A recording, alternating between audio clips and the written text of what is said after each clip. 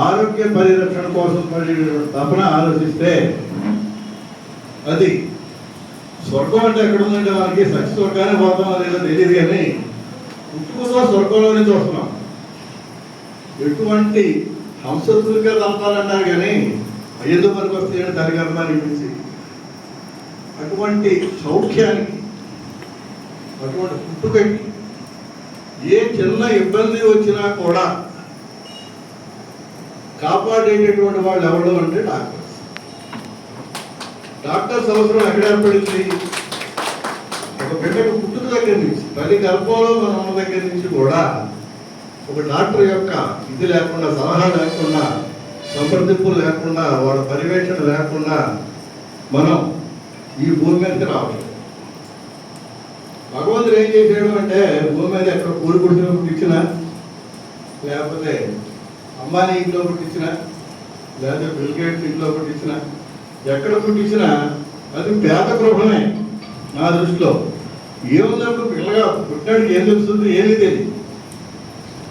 అక్కడ నుంచి మన విజ్ఞత, తల్లిదండ్రుల పెంపకం, మన యొక్క ఆలోచన విధానం, చుట్టూ ఉన్న పరిసరాలు, వీటి పరిస్థితుల్లో మనం ఇంప్రూవ్ చేసుకుంటే ఎటువంటి పరిస్థితికి వెళ్తాం? బిల్ గేట్స్ చాలడం, అంబానీ చాలడం, అదానీ చాలడం, ఎవడో చాలు. మన ఆలోచన విధానాన్ని ఇవన్నీ పెరగాలంటే కూడా కావాల్సింది ఏంటి? ఏ నిమిషానికి ఆ నిమిషం ఎప్పటికప్పుడు ఏ చిన్న అవసరం వచ్చినా, ఏ చిన్న అనారోగ్యం వచ్చినా, తుమ్మినా దగ్గర వెళ్ళాల్సిన అక్కడికి డాక్టర్ లేకుండా మన జీవితం లేదు, మనం లేదు. ఎందుకంటే ఒకప్పుడు వాళ్ళ పటిష్టత కావచ్చు, వాళ్ళు తిన్నటువంటి ఆహార అలవాట్లు కావచ్చు, ఇంకొకటి కావచ్చు, ఎంత అవసరం అనేది, ఇప్పుడు ఉన్నటువంటి అవసరం అనేది అప్పుడు ఆ రోజుల్లో అంత లేకపోవచ్చేమో తప్ప, డాక్టర్ ఆలోచన విధానం, డాక్టర్ పర్యవేక్షణ లేకుండా మన ఎదుగుదల లేదు అని చెప్పి మనం గర్వంగా డాక్టర్స్ని చెప్పుకోవచ్చు. అయితే ఈ క్లబ్ 83లో పుట్టింది డాక్టర్స్ చేతుల మీద. ఆ రోజు బండి గోపాలరావు, రామరెడ్డి గారు, డాక్టర్ వెంకటేశ్వరరావు, వీళ్ళే మూలస్తంభాలు. మరి ఇవాళ వరకు కూడా ఆరోగ్యంగా ఉన్నామంటే కారణం ఏంటంటే డాక్టర్స్ పర్యవేక్షణలో ఈ క్లబ్ నడుస్తూ ఉంది.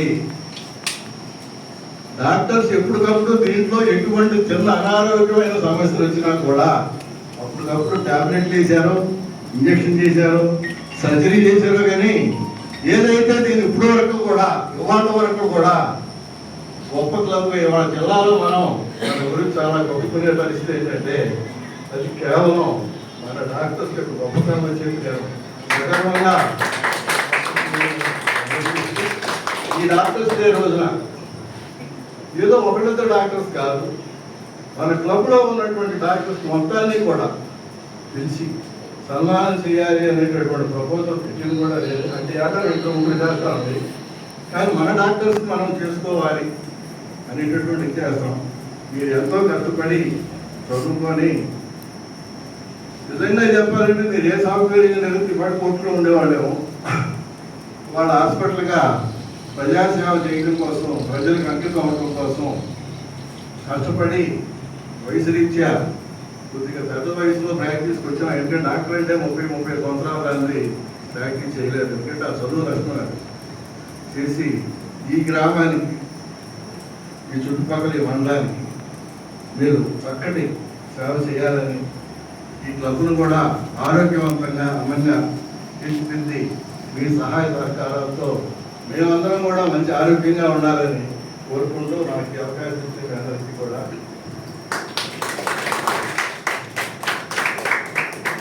ధన్యవాదములండి.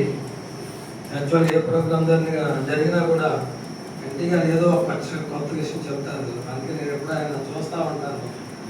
మొన్న మిషన్ పంపిణీ జరిగినప్పుడు కూడా అమ్మ మిషన్లో పెట్టి మీరు ఏదో చేయాల్సిన అవసరం, మీ బట్టలు మీరు కుట్టుకుంటే చాలన్నారు. అలాగే ఇప్పుడు కూడా పుట్టిన బిడ్డకి పేదరికం అంటే పుట్టినప్పుడు వాడు ఏ కులంలో పుట్టాడు, ఏ మతంలో పుట్టాడు, రిచ్గా పుట్టాడా, పేదరికంలో పుట్టాడు అనేది అది పుట్టినప్పుడు బిడ్డకు తెలియదు. తర్వాత వాడు ఎదిగే విధానం, వాడి పనితనం వీటి మీద ఆధారం ఒక వాల్యుబుల్ సందేశాన్ని ఇచ్చినందుకు మీకు కృతజ్ఞతలు సార్. అందుకని ఎన్టీ గారి స్పీచ్ ఎప్పుడు వినాలనిపిస్తూ ఉంటుంది. కృతజ్ఞత సార్. అదేవిధంగా మరి